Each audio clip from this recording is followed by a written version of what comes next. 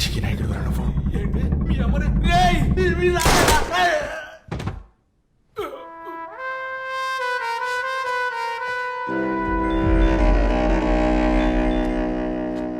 లేపేశాను నాన్న. అమ్మ సేఫే కదా? ఈరోజు ఫ్లాష్ న్యూస్ ఏంటో తెలుసా నాన్న? మన రాష్ట్రంలో సారాయి సామ్రాజ్యానికి మహారాజులైన సత్యన్ గాంధీ.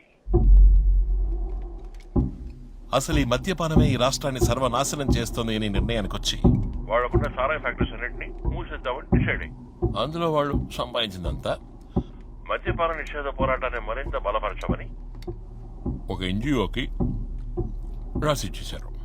ఇది నచ్చని వాళ్ళ సీక్రెట్ పార్ట్నర్ ఉప ముఖ్యమంత్రి అయిన జ్ఞానం వాళ్ళ మనుషులను అంతం చేయడానికి ఒక సీక్రెట్ ఎన్కౌంటర్ డ్రామాను మొదలుపెట్టి గ్యాంగ్ లో ఉన్న ఒక్కొక్కరిని కాల్చి చంపారు.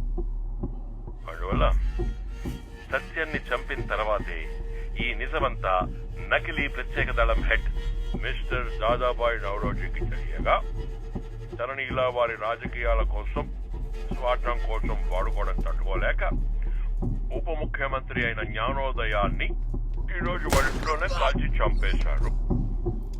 ఇంకో 5 ఏళ్లలో ఈ దేశం మొత్తం మాట్లాడుకునే విషయం ఏంటో చెప్పనా?